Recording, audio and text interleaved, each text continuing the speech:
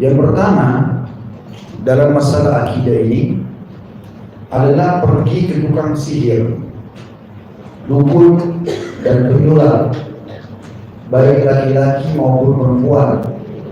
Jika salah seorang di antara mereka tertimpa penyakit sihir atau ain itu penyakit iri. Biasanya orang kalau hatinya suka iri, matanya, bahasa Arabnya mata itu ain, matanya jadi panas. Kalau dia lihat sesuatu dia bisa merusaknya.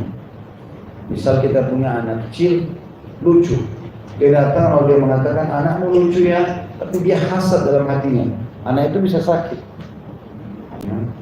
usaha bisa bangkrut, rumah tangga bisa rusak, penyakit ain bahaya.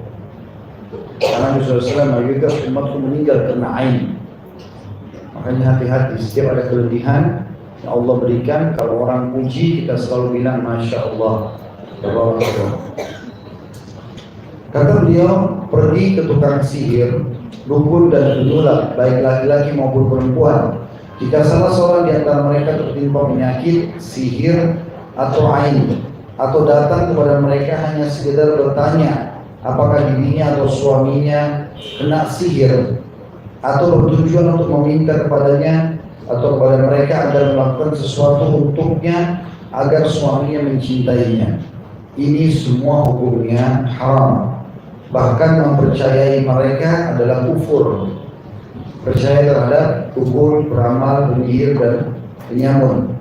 Sesuai dengan sabda Nabi SAW, man ata kahinan fasaddaqahu bima yaqul faqad kafara bima unzila ala Muhammadin sallallahu alaihi wasallam. Barang siapa yang mendatangi dukun lalu mempercayai apa yang diucapkannya, maka ia telah kafir kepada apa yang diturunkan kepada Muhammad sallallahu alaihi wasallam. Begitu juga dengan sabda beliau mengenai orang yang sekedar bertanya iseng saja. Coba tebak garis tangan saya, coba tebak nasib saya, coba saya mau tahu suami saya di mana, apa yang dia kerjakan, seperti itulah. Ya. Maka sekedar bertanya saja sudah cukup tanpa mempercayainya. Ada hadis ancaman man ata arrafan fasa'alahu bi wa sa'alahu an syai' lam tuqbal minhu salatan 40 laila.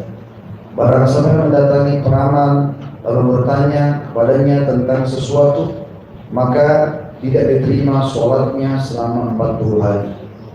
Dari sini diriwayatkan oleh Imam Muslim.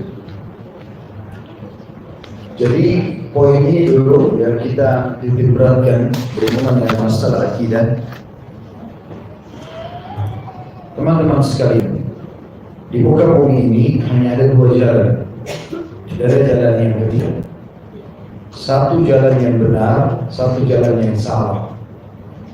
Jalan yang benar adalah jalan yang Allah, yang selama ini kita yakini sebagai Tuhan. Makanya kita mengatakan la ilaha illallah, la ma'budu bihaqqin illallah. Tidak ada Tuhan pemilik, penguasa, yang memberi, yang menciptakan, yang menghancurkan di langit dan di bumi kecuali Allah. Itu dasar akidah seorang muslim.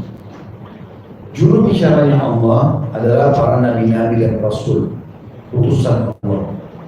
Dan kita sudah dianjurkan untuk mengimani 25 nabi dan rasul. Penyambung lidahnya nabi dan rasul adalah para ulama dan dai. Kalau Bapak Ibu datang ke majelisnya para dai dan ulama, akan dipandu ke jalannya Allah dan wujudnya surga. Ini jalan yang benar. Tidak usah menuntut sesuatu apapun yang berhubungan dengan ilmu pengetahuan kita yang kita butuhkan untuk orang kehidupan yang baru ini, kecuali dari para ulama saja. Ini jalan yang benar dan jalan yang lurus. Jalan yang kedua, dan ini jalan yang sesat dan salah, serta tidak ada jalan yang ketiga. Cuma ini atau ini. Yang tengah, yang kedua adalah jalannya iblis.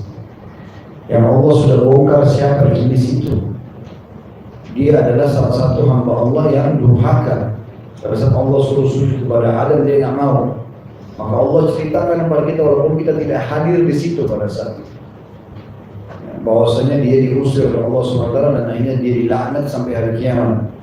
Iblis ini juru bicaranya adalah dukun, ramal, penyamun, penyihir, dan ahli maksiat.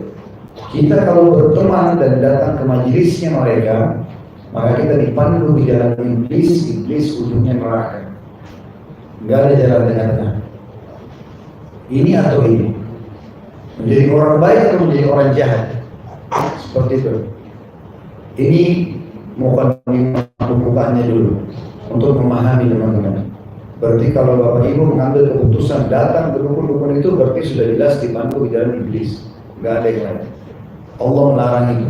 Makanya tadi hadis Nabi sangat tegas.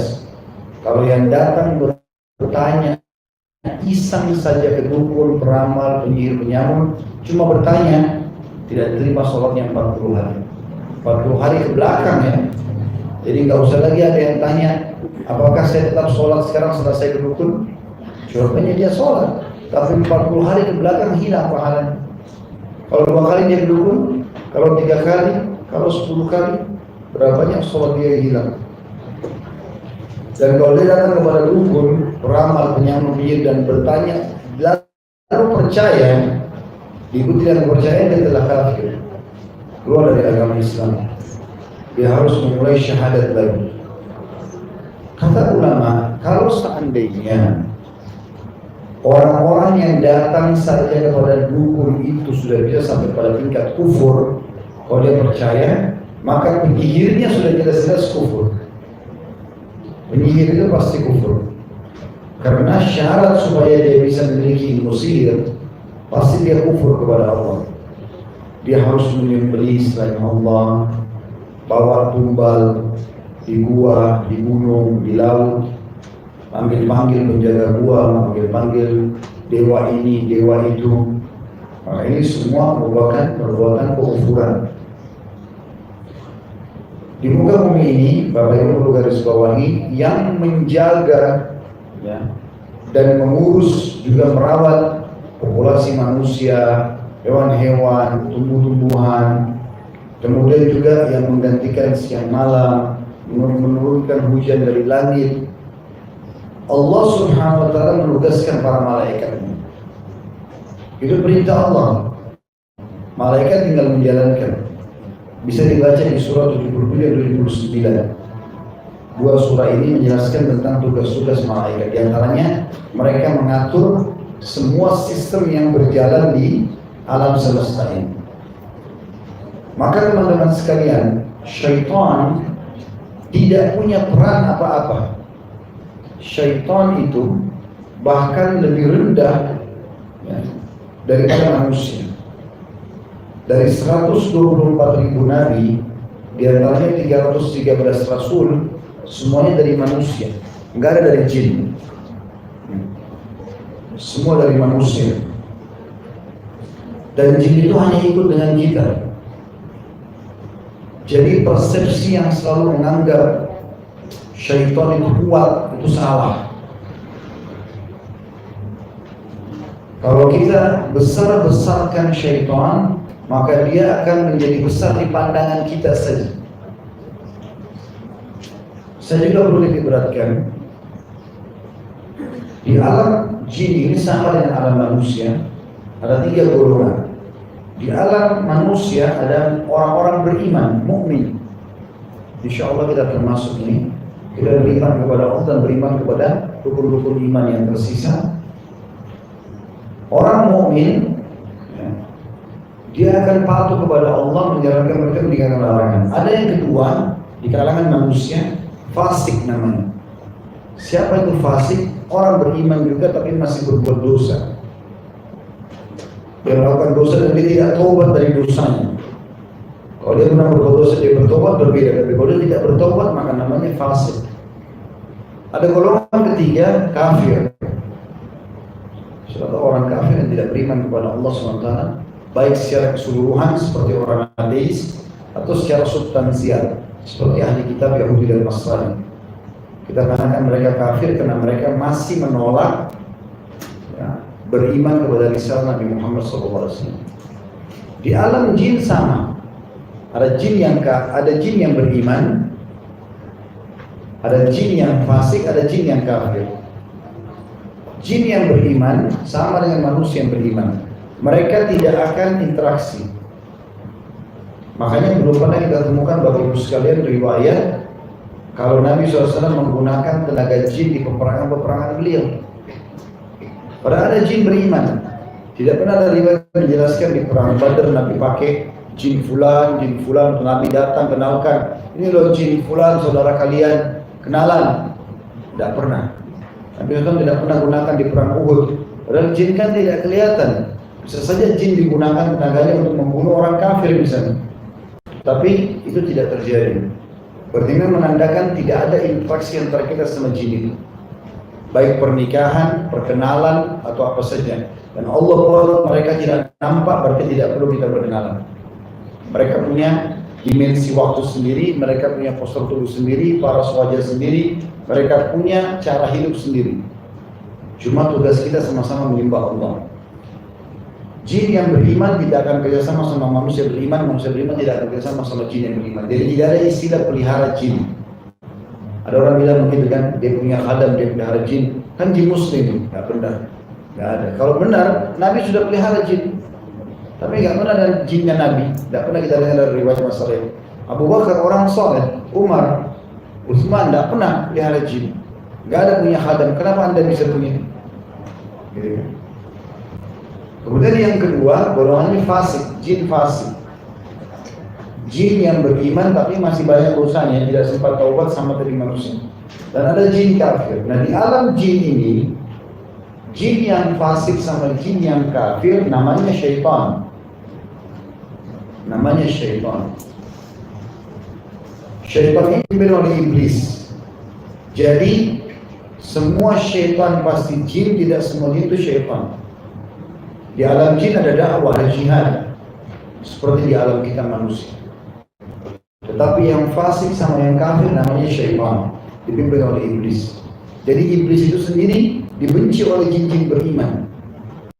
Makanya orang jin-jin beriman dalam surah jin, surah nomor 72 dalam Al-Quran, Allah menjelaskan mereka menyatakan dengan sangat jelas melalui lisan mereka tentang iblis adalah golongan yang bodoh dari jin. A'udzu billahi minasyaitonir wa kana yaqulu as-safihuna 'ala Allah. Jin-jin beriman itu berkata, sesungguhnya orang yang bodoh di antara kami, maksudnya adalah iblis, telah berkata tentang Allah sesuatu yang tidak benar. Maka ini perlu digarisbawahi tentunya ya. Selain daripada itu, syaitan-syaitan ini memang dia sudah bertekad sebagaimana pemimpin mereka iblis untuk menyesatkan manusia. Jadi menjauhkan dari jalan Allah SWT. Maka semua bisikan untuk menjauhkan diri dari Allah dari syaitan. Dan semua kita punya pendamping dari malaikat dan dari syaitan. Makanya Nabi SAW mengatakan kalian semua, bukan kalian, kita semua kata Nabi, punya pendamping dari malaikat sama jin, dari syaitan. Lalu kata sahabat, Anda juga ya Rasulullah? Kata Nabi SAW, iya saya juga. Hanya saja Allah telah memberikan petunjuk qarinku, syaitan pendampingku, sehingga tidak membisikkan kecuali kebaikan kepadaku.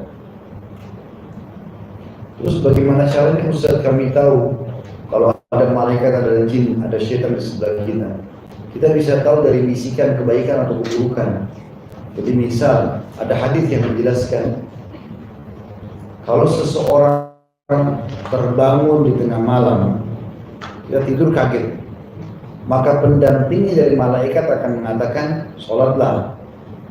Biasa dibisikkan kita disuruh tahajud. Rasa nggak itu? Tapi kata Nabi SAW, Nabi bilang golongan pendampingnya dari syaitan akan bilang tidurlah, malam masih panjang. Rasain juga nggak? Dari mana diikuti? Tidur. Berarti masih temannya syaitan ya. Jadi ada pendamping itu. Begitu juga dengan semua amal baik. Misalnya kita dengar azan, ada bisikan dalam hati, sholat. Ada orang miskin, bantu, misal. Semua itu dari malaikat. Malaikat itu ingatin kita. Tinggal kita harus ingat, oh ini ada peringatan dari Allah nih, kita ambil gitu. Kalau ada orang jatuh, kita merasa kesian, mau bantu. Semua itu kebaikan. Ada orang mau miskin minta, ada bisikan, bantulah. Pas kita mau bantu ada bisikan, gak usah itu masih kuat, anak pinjaman, syaitan. Nah, jadi ada makhluk Allah Subhanahu Wa Taala yang tidak nampak tapi mendampingi kita. Maka itu juga termasuk hal yang perlu dijelaskan dulu. Jadi sebenarnya syaitan itu tidak punya kedudukan ya. Mereka ikut sama manusia saja. Kita pemimpin mereka. Kita ini khalifah. Alasan utama kenapa iblis tidak mau sujud kepada Adam sebenarnya bukan dia mau durhaka sama Allah, karena iblis itu adalah salah satu hamba Allah yang patuh sebenarnya dulunya. Tapi dia mau mengkandidatkan diri untuk menjadi pemimpin di muka bumi. Jadi kita ini manusia, makhluk terakhir Allah ciptakan di bumi. Sebelum kita sudah ada hewan-hewan. Ini semua ini yang ada di sekitar kita sudah ada sebelum kita jauh. Makanya kalau ada penelitian ilmiah fosil ditemukan sekian miliar tahun yang lalu, masuk akal itu. Memang sebelum kita sudah ada hewan-hewan itu, sudah ada tumbuh-tumbuhan itu, sudah bukan hal yang baru. Kita ini makhluk terakhir. Makanya waktu Allah ciptakan Adam, iblis sudah ada. Waktu Allah instruksikan para malaikat di langit, saya akan ciptakan makhluk, ya, ini dia akan jadi khalifah di muka bumi, pemimpin. Iblis mengkandidatkan diri untuk jadi pemimpin. Tapi begitu dia dengar Allah titahkan itu, berarti dia bisa lagi jadi pemimpin. Gara-gara itu dia durhaka sama Allah. Dia tidak mau sujud kepada Adam. Jadi sujud kepada Adam di sini bukan karena Adamnya, tapi karena perintah Allah. Mirip kenapa kita sujud menghadap Ka'bah. Ka'bah kan batu. Bukan karena Ka'bah, tapi karena ada perintah Allah di sini. Sujudlah teman-teman sekalian. Jadi poin-poinnya harus disusun dengan rapi di benak kita supaya kita paham, kan? Tentang bagaimana kita sudah menjelaskan alam jin sama alam manusia. Dan siapa itu syaitan, kemudian juru bicaranya mereka siapa saja, dari dukun, peramal, penyamun, penyihir, dan juga ahli maksiat, dan bagaimana kalau kita mengikuti mereka, kemana arah kita nantinya. Dan kita punya pendamping dari malaikat dan khalil syaitan ini. Orang-orang yang jadi dukun itu, mereka sebenarnya sedang menjual jasa untuk lintas alam, pindah ke alam lain, yaitu alam jin. Jin-jin ini tadinya tidak bisa buat apa-apa kalau selama Bapak Ibu tidak pernah minta tolong sama mereka, tidak mau interaksi, mereka nggak bisa nembus diri kita. Mereka hanya bisa masuk kalau kita dasarnya membuka diri. Makanya pernah ada dukun ketangkap di Saudi, kisah nyata. Waktu dia ketangkap, ditemukan di tempat prakteknya seperti biasalah menyan-menyan, ada burung merpati yang diikat kakinya, ada tulisan, ada macam-macam, boneka kecil, segala macam hal. Saya tidak tahu itu masih ada di YouTube atau tidak, tapi cuplikannya dalam bahasa Arab. Dulu saya tonton. Kemudian setelah ketangkap dan dia akan dipenggal orang ini, karena di Saudi kalau ketangkap praktek hukum mati. Karena kata Nabi SAW, haddus sahih darbatun bis-sayf, hukuman bagi para penyihir dipenggal lehernya.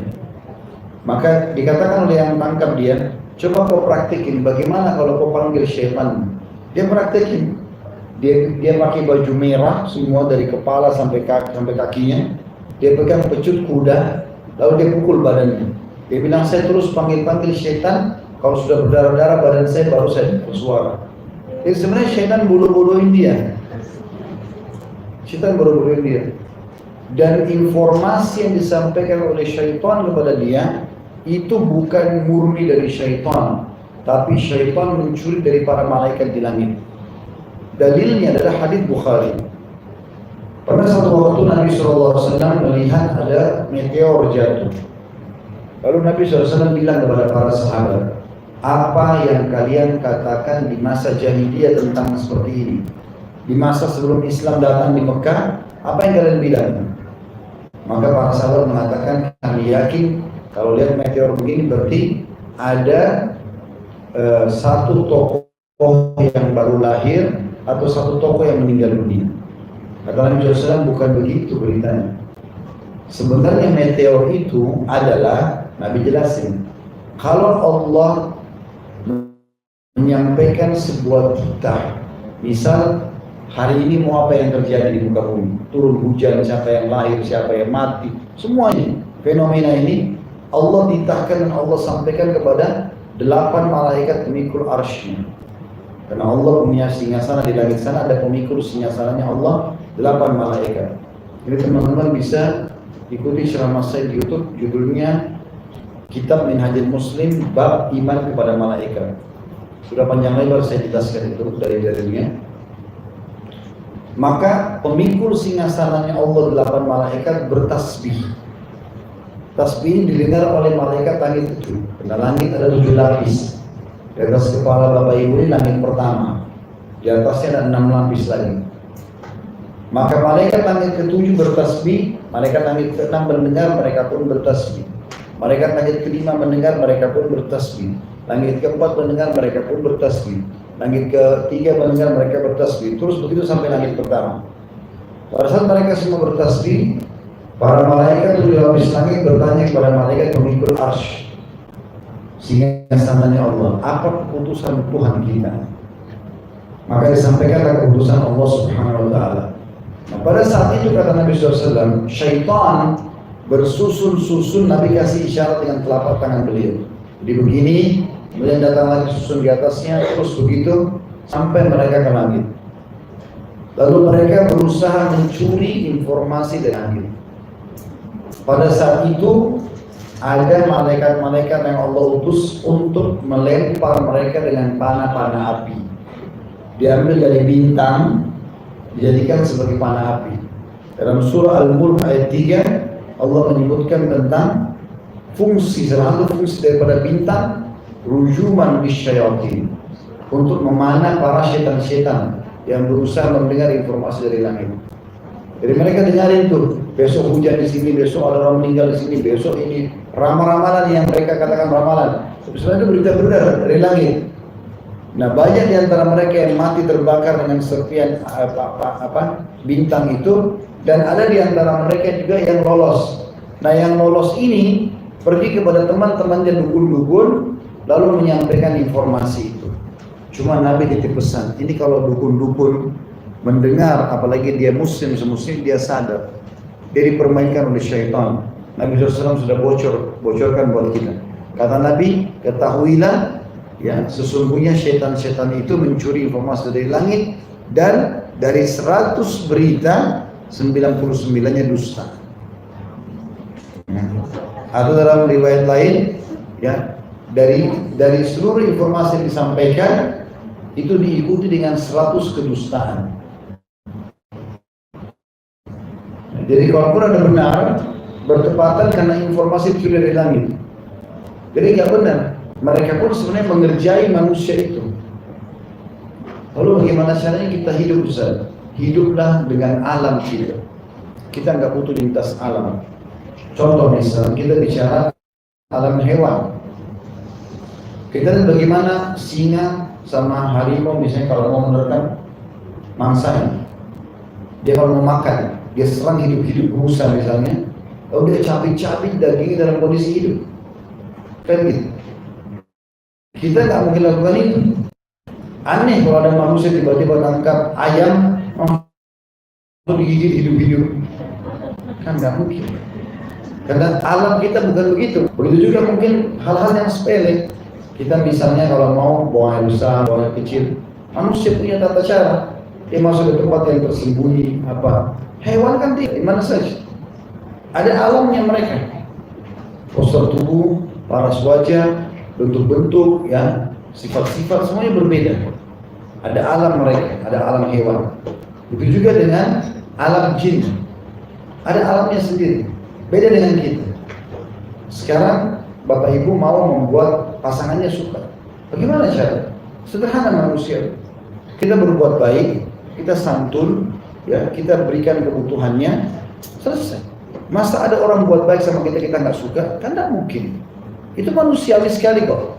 Makin kita mengalah, kita baik, kita santun, kita berikan yang terbaik, maka makin kita bisa mengambil hatinya, kan begitu. Semestinya begitu. Itu cara manusia. Muncullah rasa suka dan cinta itu. Jadi nggak perlu lintas alam bawa fotonya ke dukun, suruh sihir dia. Akhirnya dikirimlah setan masuk untuk membuat dia suka, gitu kan? Ini namanya orang lintas alam. Nggak benar. Kalaupun ada rasa kecenderungan itu hanya karena dipaksa, bukan sesuatu yang memang alami. Maka ini contoh saja. Oleh karena itu kita tidak pernah butuh dengan dukun-dukun, peramal, penyihir ini. Makanya Nabi SAW ingatkan, siapa yang datang kepada dukun, peramal, penyihir, biar belum percaya, cuma nanya iseng saja, coba tebak masa depan saya, coba ramal tangan saya, coba begini dan begitu, maka tidak diterima sholatnya 40 hari. Kalau dia percaya, kufur kepada apa yang diturunkan kepada Muhammad sallallahu alaihi wasallam. Hal yang lain juga yang perlu difahami teman-teman sekalian. Tidak dikatakan dukun kalau tidak kufur kepada Allah. Karena tempat mereka bergantung iblis, syaitan. Dan syaitan ini pasti akan menyimpangkan manusia dari jalan Allah. Makanya yang mereka lakukan, dukun itu, makin dia kufur kepada Allah, makin kuat ilmu sihirnya. Seperti misalnya beberapa dukun berbongkar di Saudi. Mungkin di Indonesia karena masih belum dilakukan itu ya, masih dianggap itu kayaknya hal-hal yang boleh-boleh saja. Terbukti para dukun mengadakan iklan di koran, ya, bahkan iklan di media, percaya diri mengatakan dirinya dukun, praktek di depan orang dengan sulapnya, dengan segala macam. Kalau di Saudi nggak seperti itu, nggak akan ada. Kalau mereka tangkap masa bisa dipenggal, gitu kan? Nah, ditemukan di beberapa tempat praktek dukun itu supaya ilmunya kuat, Al-Quran disobek-sobek. Bahkan saya lihat cuplikan sendiri, mereka masukkan dalam resep. Ya. Makin dia hinakan Al-Quran, maka dianggap makin tinggi ilmunya, seperti itu. Padahal itu permainan syaitan buat dia. Kan ada seorang wanita, untuk supaya waktu itu dia kerja, majikannya suka sama dia. Dia minta pada seorang dukun untuk berikan dia sebuah alat benda. Benda itu istilahnya buhul dalam agama kita. Buhul ya. Buhul mereka kasih. Nah, buhul ini ternyata adalah sobekan ayat Al-Quran yang ditetes dengan darah haid. Padahal tujuannya hanya untuk menghinakan saja. Itu saja. Ada orang ditemukan, seseorang meninggal di Indonesia ini. Tidak usah disebutkan wilayah, tapi terjadi. Sempat heboh sebenarnya waktu itu. Dia seorang dianggap tokoh masyarakat, kemudian dia meninggal dunia. Waktu dia meninggal, rumahnya ada satu kamar. Dia bilang sama keluarganya, jangan ada yang masuk di sini. Sampai dia meninggal, gak ada yang tahu, istrimu tidak tahu. Waktu dibuka, ditemukan banyak sobekan-sobekan Al-Quran yang penuh dengan air kencing. Begitu caranya syaitan mempengaruhi dia supaya dia bisa dapat ilmu. Begitulah. Dijanjikan seperti itu. Ini semua tidak benar. Belum lagi disuruh konsumsi darah, ya, yang jelas itu kotor dan dilarang dalam agama kita. Pokoknya apa yang Allah larang mereka buat, gitu. Termasuk ciri dukun-dukun itu biasanya kalau kita datang, jangan sampai datang. Kalau datang orang dia selalu tanya siapa nama ibunya. Dia nggak tanya nama ayah. Tahu kenapa? Karena syariat Allah menyuruh kita nisbatkan diri kepada siapa? Biar ibu kita mengandung kita 9 bulan, tetap nama kita ke ayah. Tidak bisa ibu campur di situ. Dalam hal khidmah, pelayanan kita dahulukan ibu, tapi dalam penisbatan nama nggak bisa. Ayahnya, mau ayahnya kafir pun tetap dipakai namanya. Makanya dukun bertolak belakang dengan hukum Allah. Mereka tanya siapa nama ibu kandung. Ya, seperti itu. Apa hubungannya kita dengan ibu kandung sebenarnya kalau ditanya? Kemudian teman-teman sekalian, mereka suka melihat perkembangan yang ada di tengah-tengah masyarakat. Kayak kita misalnya di Indonesia, mayoritasnya Muslim. Maka mereka supaya bisa masuk tengah-tengah masyarakat, mereka pakai istilah-istilah agama kita. Seperti misalnya Dukun-dukun ini pakai tulisan-tulisan Arab, sehingga orang-orang kita lihat tulisan Arab pikirannya ini doa, pikirannya ini Al-Quran. Bahkan tidak jarang tulisan-tulisan Al-Quran dijadikan sebagai bahan. Boleh kita garis bawahi satu hal ya, kalau seandainya Al-Quran itu ditambah satu huruf atau dihapus satu huruf saja, sudah cukup untuk tidak lagi menjadi Al-Quran dan bisa menjadi alat sihir. Seperti misalnya wa al-asr, wal asr ya. Kalau dihapus alif lamnya, wa asr bukan lagi Al-Quran, karena Allah bilang wal asr. Misal contoh, maka jangan terpengaruh dengan tulisan bahasa Arab saja ya. Saya pernah punya pengalaman di rumah kakak saya sendiri di Makassar. Alhamdulillah sudah dihilangkan pada saat itu tentunya. Saya waktu itu lagi lanjutin S2 di tahun 99 sampai 2001. Saya lupa waktu itu, kalau saya di tahun 2000-an, di pertengahan saya lagi mau menyelesaikan kuliah. Saya dari rumah ayah saya, kebetulan waktu saya masih rumah sama beliau, kemudian mau ke kampus, saya pasti lewat rumah kakak saya dulu. Biasanya saya mampir, minum teh, ngobrol sebentar, habis asar saya baru kuliah gitu. Nah, waktu saya lagi di ruang tamunya, di pintu rumah seperti ini, di atas itu kayak ada jendelanya. Tidak sengaja mata saya lihat ada satu kertas, udah tua sekali, butek, warnanya kuning tua. Ya. Tapi sudah terbuka, rupanya dulu ada lakbannya. Ini karena kan sudah kelamaan, isolasinya nggak terlalu kuat, jadi lepas gitu. Maka saya lihat itu. Waktu saya lihat itu, saya langsung berdiri, saya ambil. Lalu saya Bapak Ibu sekalian, tidak ada menyombongkan diri, alhamdulillah. Tapi dari saya masih kecil, ayah saya sudah ajarin saya bahasa Arab. Nanti saya masih SD. Ayah saya jazakallahu khair ajarin saya bahasa Arab di rumah dulu, di Makassar. SMP saya pernah di Al-Azhar dulu, tahun 89 sampai 9. Saya SMA sampai 1 di Madinah. Tiap hari dengar bahasa Arab nih. Tiap hari saya baca bahasa Arab. Tapi kertas itu saya buka, saya nggak tahu apa isi. Itu tulisan Arab. Sampai saya bolak-balik, apa isinya ini? Kok ada tulisan Arab, saya nggak ngerti, kayaknya nggak masuk akal itu. Bagi saya karena sudah sekian tahun saya belajar, kan? Setelah lama saya perhatikan ternyata bahasa Indonesia yang ditulis Arab. Jadi misalnya siapa yang taruh kertas ini di rumahnya tidak akan masuk pencuri, tidak akan ribut rumah tangganya, tidak akan begini dan begitu. Tapi ditulis dalam Arab. Turut taruh di rumah. Itu mungkin Allah alam dia jual. Gitu kan? Terus saya tanya kakak saya, ini dari mana? Tidak tahu, ada dulu orang yang kasih taruh. Sudah tahu belum ini hukumnya, nggak boleh gini-gini. Baik, akhirnya sudah tahu, alhamdulillah. Saya bilang saya musnahkan ya. Saya musnahkan, alhamdulillah. Tidak ada lagi gitu. Saya jelaskan hukumnya. Kemudian juga pernah terjadi di Irian kasus yang sama. Jadi saya pernah ceramah di salah satu pedalaman jauh dari Maroke, 1 jam lagi pakai pesawat. Kemudian saya masalahkan satu pengusaha, masya Allah berhasil. Setelah saya jelaskan masalah ini, dia manggil ke tokonya. Dia Ustaz, ada toko saya, tolong datang ke sana. Pokoknya masya Allah, waktu banyak sekali penjualannya. Walaupun di pedalaman, tapi penjualannya nggak masuk akal. Dia masya Allah sampai miliaran. Semoga Allah berkahi. Jadi waktu itu ada satu ruangan, memang ayahnya tinggal di kamar itu. Maka saya disuruh masuk, dilihat di belakang pintu kamar ayahnya itu ada kertas tua kayak tadi, malah lebih tua lagi. Sudah tua sekali, agak gelap, kuning yang sudah tua gitu. Tulisan bahasa Arab. Ustaz, apa ini? Begitu saya lihat, saya sudah ada pengalaman tadi. Kata betul sama. Lalu saya mulai baca, saya langsung tangkap ini bahasa Indonesia, saya tangkap. Tulisan bahasa Arab tapi tulisannya itu, inilah nama-nama 7 orang Ashabul Kahfi. Fulan, fulan, fulan, dan ini nama anjingnya. Siapa yang taruh di tokonya tidak akan ada bangkrut, tidak akan pencuri. Taruh di rumahnya gini dan begitu. Kata nggak benar semua. Ini gimana Ustaz? Ambil musnah.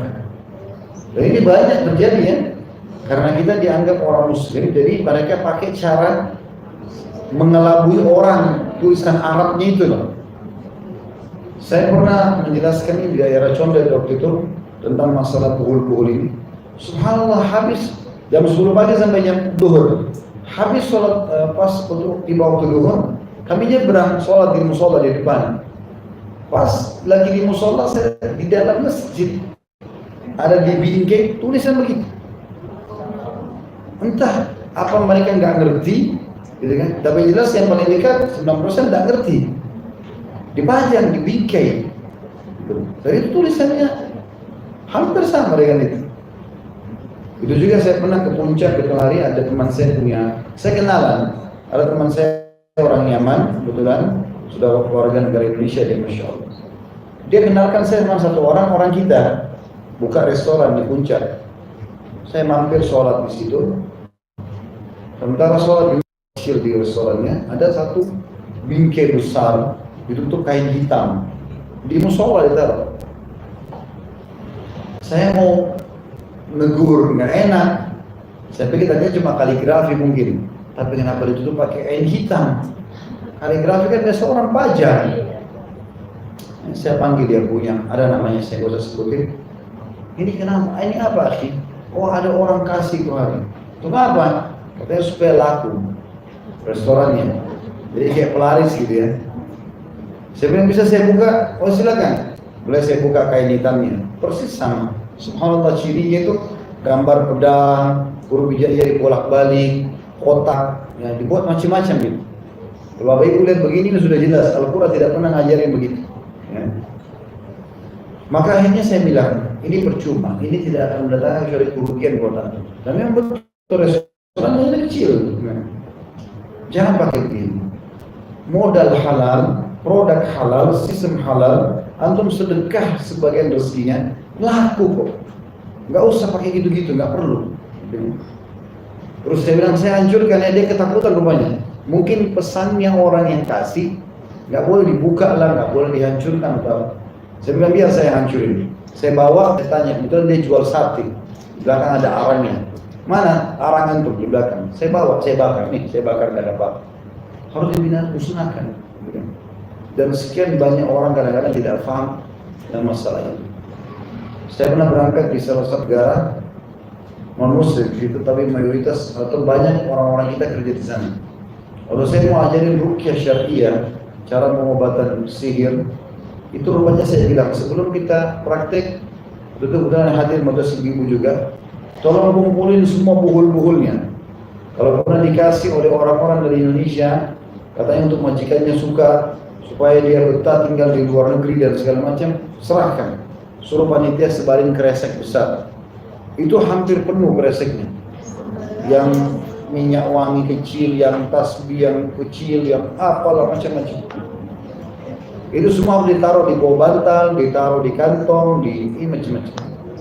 Jadi bukan dia ibadah misalnya, ya. Enggak, dia memang jadikan itu sebagai senjatanya dia lah istilahnya. Supaya nggak dijahati orang, ada yang untuk kebal. Saya bilang selama ini ada di badan di Bapak Ibu, selama ini juga ditaruh di rumah, maka ini berarti ada syaitan bersamanya. Pernah terjadi, rahimahullah, ulama Saudi yang masyhur dengan keilmuannya, Masya Allah. Beliau hadir di dalam majlisnya di Saudi. Ada dua orang, kalau saya tidak salah itu dua orang ini dari Aljazair. Terus yang satu ini bilang sama Syekh, ini teman saya ini punya jimat kebal dalam majlis. Maka Syekhnya bilang, sebentar kalau kita berhentikan dulu pengajian. Disuruh maju. Lalu Syekh tanya, apa benar kau punya jimat kebal? Dia bilang, ada benar. Kata Syekhnya, itu perbuatan kufur dalam Islam, tidak boleh, harus ditinggalkan. Dan saya tahu apa yang kau pakai itu sesuatu yang di dalamnya, yang saya yakin kalau kau juga tahu, kau tidak akan pakai di badanmu. Dan pasti yang kasih kamu atau gurumu itu katakan jangan dibuka.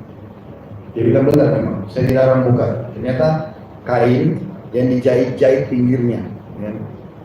Biasanya kainnya gelap, coklat, tua, hitam, gitu kan. Itu sering kali dikalungi atau ditaruh di bawah bantal, ditaruh di lemari dan segala macam.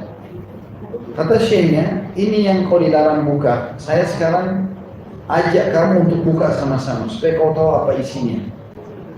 Rupanya dia takut awalnya, enggak, saya kan dilarang buka, ya. Tapi saya jamin kamu atas izin Allah, kata Syekh ini, pasti kau akan aman. Tidak ada masalah dengan ini. Tidak akan ada masalah dengan ini. Maka pada saat dikatakan tidak ada masalah dengan itu, dia pun akhirnya terbuka hatinya mau. Dibukalah satu persatu kain itu, jahitannya. Disaksikan oleh semua jemaah pada saat itu. Begitu dibuka, ternyata dalamnya masih ada kain lagi. Dibuka lagi, ada kain lagi, terus sampai tinggal kecil. Dan ternyata terakhir sekali di kain terakhir, dalamnya itu ditemukan kotoran sapi yang sudah kering. Kata Syekh Utsaimin, saya tahu itu isinya, karena beliau punya pengalaman. Dan kau tahu kenapa kotoran sapi ini ada di badanmu dan kau disuruh tempel? Karena setan yang menemani kau untuk supaya kau kebal itu suka dengan bau itu, sehingga setiap kali ada di sebelahmu kau pasang, dia akan mendekat selain sudah dimantrai oleh mereka. Jadi teman-teman sekalian, alam mereka ini alam yang berbeda, alam yang berbeda.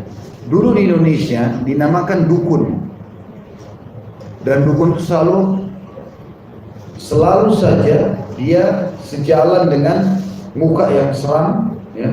Dan itu tongkat yang ada tengkoraknya, tempat yang gelap dan segala macam. Setelah terjadi di Indonesia, ada banyak dukun yang melakukan perbuatan kriminal lainnya, dikeroyoki oleh massa, sampai pernah kita dengar di Indonesia pun ada dibakar, dukun dibakar beberapa kampung di Indonesia, karena mereka ternyata juga memerkosa orang dan segala macam. Jadi kalau ada perempuan datang berobat sama dia, malah disihir, kemudian tanpa sadar perempuan itu diperkosa sama dia.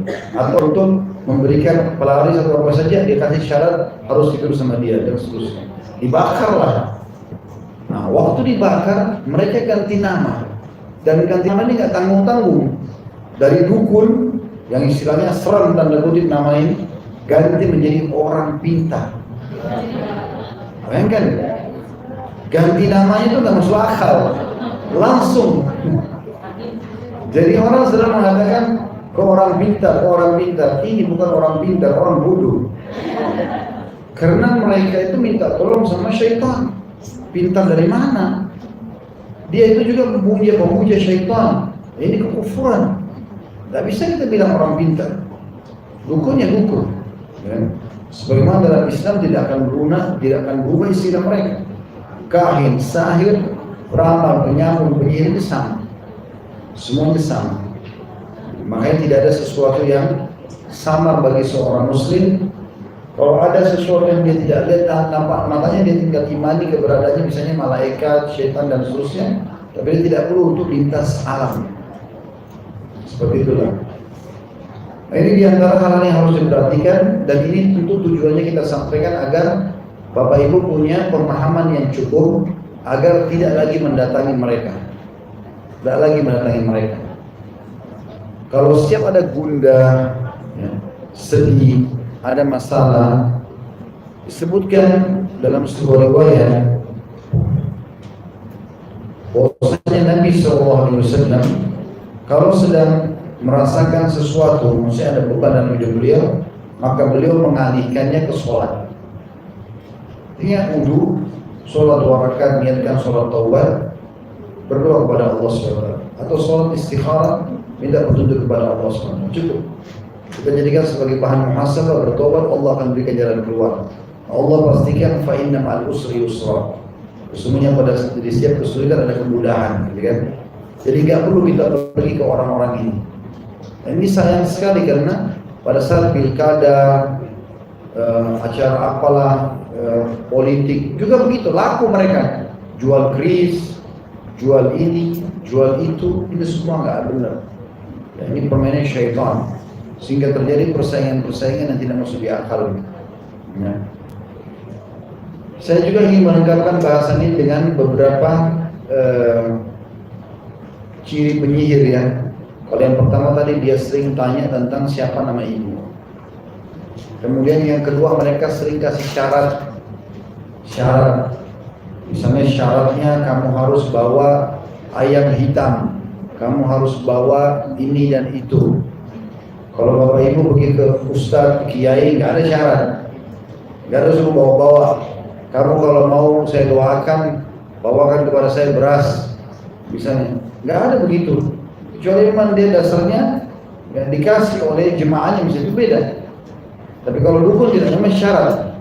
Dan seringkali mereka memberikan syarat-syarat yang sulit, karena memang ini dijadikan bisnis sama dia. Misal dia bilang, bawa kepada saya tikus yatim.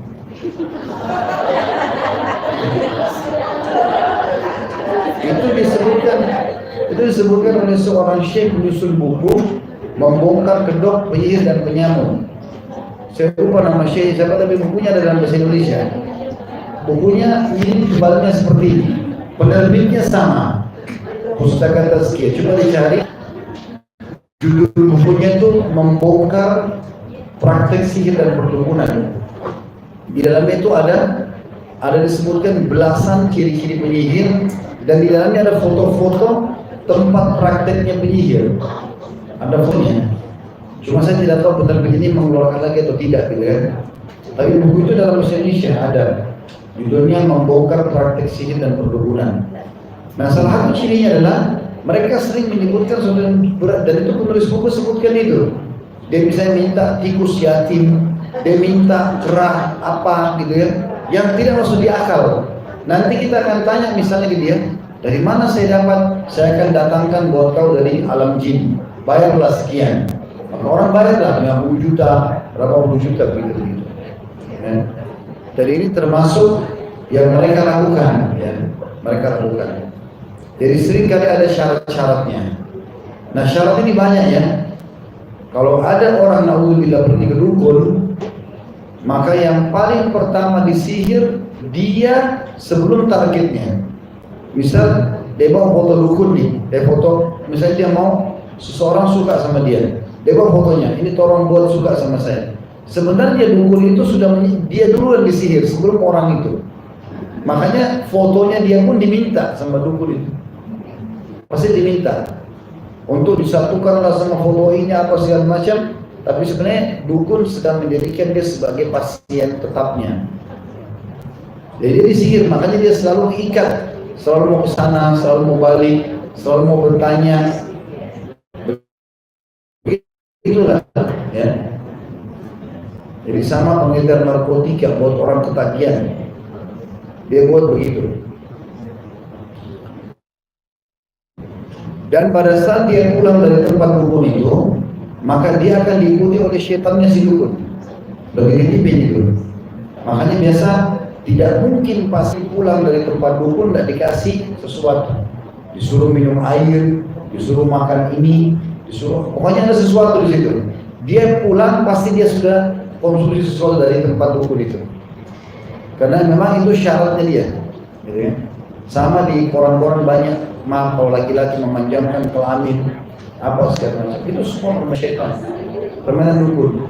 Nanti kalau dia pergi ke sana, nanti dia dikasih ketan hitam lah, dikasih apa, dia harus makan ukurannya begini syarat, ya. Tanpa dia sadari sebenarnya dia sedang disihir. Maka pasien-pasien ini nanti diraba oleh si dukun-dukun ini, padahal sebenarnya dia sedang menyihirnya. Perempuan yang tidak bisa punya anak mandul, perempuan yang mau supaya suaminya suka dan segala macam, ini seperti itulah. Ya, saya pernah itu hari di Kemang, pengajian di tahun-tahun pertama saya di Jakarta. Pas habis ta'lim, ada satu ibu datang kepada saya, Ustaz, tentu alhamdulillah di depan jemaah, dia mau datang dan membawa sebuah seperti setengah handphone ini lah ya, tapi kayak map buku kecil. Itu kalau dibuka dalamnya ada kertas fotokopian. Itu bahasa Arab. Ternyata itu dia bayar kalau nggak salah 5 juta dia beli dari dukunnya supaya hubungan sama suaminya langgeng. Ini dusta semua. Dusta. Uang yang dikeluarkan itu jadi haram karena kita kasih dukun, dia juga menipu kita. Gak ada itu semua. Tidak ada, subhanallah, kata Nabi SAW, saya tidak temukan cinta yang terbaik dibandingkan suami istri yang memang tulus bersetia, mereka secara manusiawi. bukan karena ada alam-alam seperti ini, maka akan muncul rasa sayang yang alami. Itu yang dimaksudkan sebenarnya. Jadi kita alam manusia, bukan alam jin kesana. Ya. Oleh karena itu cirinya juga salah satunya adalah itu, minta syarat-syarat ya. Banyak syarat yang mereka kasih. Kemudian diantara hal yang dilakukan adalah dia sering kasih titipan. Titipan itu buhul namanya. Disuruh tanam depan rumah, disuruh taruh di belakang rumah, di atap rumah. Nah, semuanya namanya buhul. Ya, macam-macam. Ada yang digitarin hewan, ada yang apalah, barang dibungkus-bungkus, ada yang menyan-menyan, macam-macam. Semua itu dikasih untuk ditaruh. Jadi belum pernah Nabi SAW teman-teman sekalian itu menitipkan kepada para sahabat mengatakan, ini kertas kau pasang di rumahmu ya, ini benda taruh di belakang pintu rumahmu ya. Tidak pernah Nabi bilang begitu. Tidak ada jalan dalam Islam itu. Tapi mereka seperti itulah caranya dukun-dukun ini. Jadi dia menitipkan, pasti dititip itu, pasti dikasih sesuatu. Atau bisa juga dia kasih sesuatu itu misalnya untuk diberikan makan kepada orang yang jadi targetnya, gitu kan. Tapi yang jelas ada sesuatu yang dia bawa pulang. Itu yang ketiga cirinya. Yang keempat, cirinya adalah dia seringkali menyuruh kita melakukan ritual tertentu di waktu tertentu, di tempat tertentu. Misal dia bilang, pergilah ke jembatan ini, gunung itu, ya, sembelilah ayam, lemparlah bangkainya, taruhlah darahnya, ya, atau apa saja, atau nyalakan lilin di malam ini, biasanya di malam Jumat misalnya, ya. Atau pada saat bulan purnama, taruhlah minyak itu di jendela dan seterusnya, seperti itulah. Maka itu salah satu cirinya.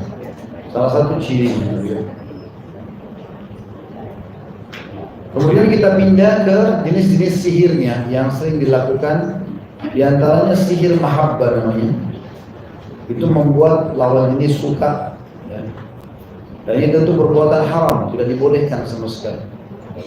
Ini adalah hukumnya haram dan tidak dibolehkan. Karena kita cukup, saya bilang tadi, dengan alam manusia kita untuk membuat pasangan kita suka.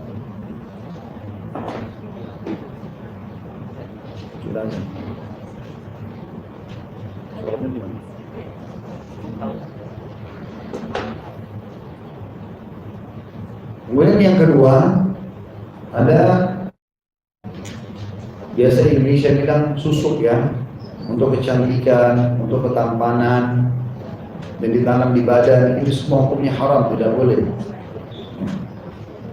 Allah Subhanahu wa ta'ala memberikan Bapak Ibu paras wajah ini, poster tubuh ini, warna kulit ini, inilah punya kita. Kita tugasnya menikmati. Gunakan tidak itu untuk ibadah. Tidak usah dipungkiri. Karena walaupun kita anggap fisik kita buruk misalnya, tetap aja ciptaan Allah. Makanya Allah bilang dalam surah Hujurat, dalam Al-Quran itu, jangan kalian mencaci maki diri kalian, wala tanabazu bil alqab, dan jangan saling panggil dengan julukan yang buruk. Karena semuanya ciptaan Allah Subhanahu wa ta'ala. Maka ini juga termasuk ya. Jadi tidak perlu Bapak Ibu berudu ya, lakukan perawatan-perawatan alami yang tidak ada haramnya, kosmetika kalau perempuan segala macam, olahraga, kesehatan, apalah itu semua tidak ada masalah selama tidak haram. Kemudian yang ketiga adalah laris ya, untuk laris dagangannya. Biasanya dia pergi ke dukun-dukun ini, kemudian minta apalah untuk restorannya, minta apalah untuk tokonya, gitu kan. Makanya juga ada. Kemudian ada juga ta'dzib atau penyiksaan, sihir yang bentuknya penyiksaan. Seperti misalnya dia bawa foto seseorang, saya mau orang ini dihukum, mungkin apa sajalah. Maka itu bisa saja seperti menyiksa, ya, mengganggu. Kemudian juga ada sihir yang sifatnya membuat orang kacau, lupa, ya. Itu juga ada jenisnya sendiri. Itu pernah menimpa Nabi SAW. Jadi dalam sebuah hadits Bukhari dijelaskan kalau Lubab bin A'sam, salah satu orang Yahudi, pernah menyihir Nabi SAW dengan mengambil potongan sisir beliau dan rambut beliau. Sampai 1 bulan Nabi lupa istri mana yang punya giliran. Karena istrinya ingatkan, ya Rasulullah malam ini malam saya. Sebulan Nabi lupa. Sampai akhirnya Nabi penasaran, akhirnya beliau berdoa kepada Allah SWT, lalu mimpi. Nabi mimpi. Di kepala dan kaki beliau ada 2 malaikat yang datang. Di malaikat kepala mengatakan, kenapa orang ini? Yang di kaki mengatakan orang ini kena sihir. Yang di kepala mengatakan, apanya yang diambil sebagai buhur, alat untuk menyihir tadi. Ya. Maka yang di kaki mengatakan sisir dan potongan rambutnya. Di kepala mengatakan ditaruh di mana, di kaki mengatakan di sumur suku Za'far. Sukunya orang Yahudi ini yang dilihat di batang pohon kurma, gitu ya. Maka Nabi SAW bangun terkaget, lalu Nabi mengajar Zubair dan Ali radhiyallahu anhum, lalu pergi ke sana lalu membuka dan temukanlah buhur tersebut. Nah, cara paling efektif untuk mengobati, kita tutup dengan ini karena sudah masuk waktu asar ya. Cara efektif sekali untuk mengobati diri adalah yang pertama berdoa. Tidak ada yang mengalahkan doa. Kapan Bapak Ibu selalu merasakan ketindihan, mimpi buruk, ya, atau cenderung dengan lawan jenis tapi tidak halal buat kita. Sering kita mimpikan biologis sama dia segala macam, berarti ada sihir, ada masalah, gitu kan? Jadi aneh gitu loh. Dia bukan suami, bukan istri, tapi kita selalu berharap bisa berhubungan sama dia. Itu tanda tanya, gitu ya. Tanda tanya, apalagi kalau sering mimpi ketemu sama dia sehingga cenderung dan seterusnya, ini satu hal yang jadi tanda tanya. Maka doa, kita berdoa kepada Allah SWT sebagaimana Rasulullah melakukan, minta kalau semua ini ada, batalkan ya Allah. Yang kedua, ruqyah syariah. Ruqyah syariah adalah membaca ayat-ayat dan doa-doa yang diajarkan oleh Allah Subhanahu dalam Al-Quran, terutama ayat-ayat pembatal sihir. Kemudian doa-doa yang diajarkan oleh Nabi SAW. Ini tentu agak panjang, tinggal Bapak Ibu nanti ketik di Google doa-doa ruqyah. Ada keluar semua nanti artikelnya. Tinggal ikutin saja. Caranya baca ayat-ayat itu, tiup ke telapak tangan, usap di badan. Sudah banyak cara masak tentang ruqyah mandiri ya. Dan saya sering, kalau saya pribadi, mengajarkan 6 surah dasar, Al-Fatihah, ayat kursi, dan 4 kul. Qul ya ayyuhal kafirun, qul Allahu ahad, qul huwallahu ahad. Baca 3 kali, tiup telapak tangan, usap dari kepala sampai di kaki. Saya tadi subhanallah baru ketemu seorang bapak di PLN sebelum sini. Dia datang, saya bilang, ada ibu saya sudah tua sekitar 85 tahun. Ada tinggal di daerah Sumatera.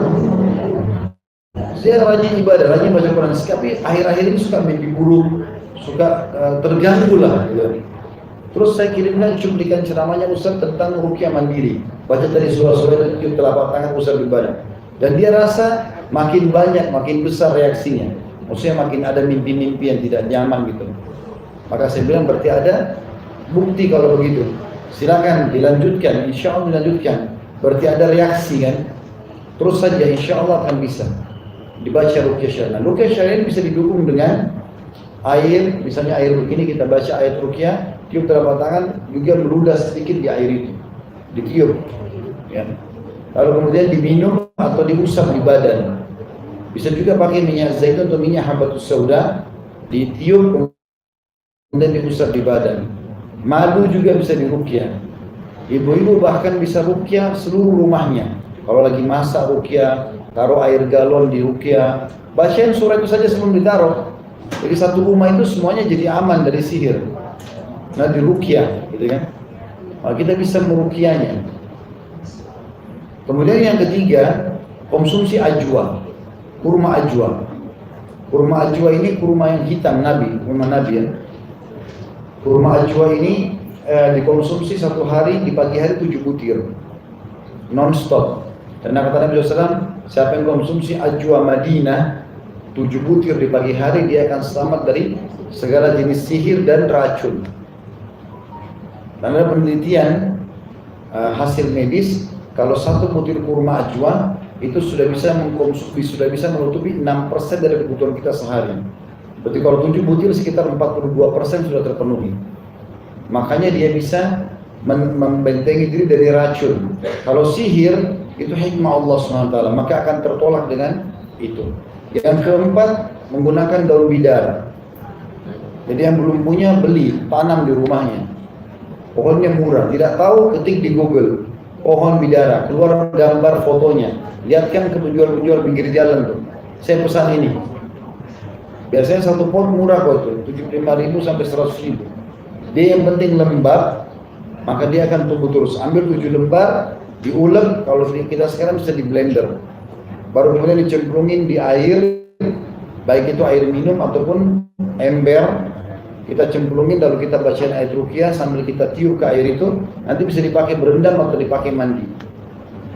Maka itu menggunakan daun bidara seperti racun bagi mereka, seperti racun bagi mereka, gitu kan? Maka ini insya Allah perangkat-perangkat kita yang kita bisa gunakan untuk menyelamatkan kita. Dan ingat, kalau orang sudah kena sihir berarti cobaan. Ada orang dicoba bangkrut usahanya, ada orang dicoba masalah dengan anaknya, mertuanya, ada orang dicoba dengan sihir. Maka bukan berarti kita berobat ruqyah langsung sembuh hari itu juga. Ada prosesnya. Dan kita nikmati dosis itu. Mudah-mudahan dengan Allah SWT bersihkan kesalahan kita. Jadi seperti itu kurang lebih. Di poin pertama kesalahan masalah akidah adalah larangan secara mutlak untuk mendatangi dukun. Dan sudah kita jelaskan bagaimana dukun-dukun itu dan dilarang keras untuk mendatanginya. Allahu a'lam.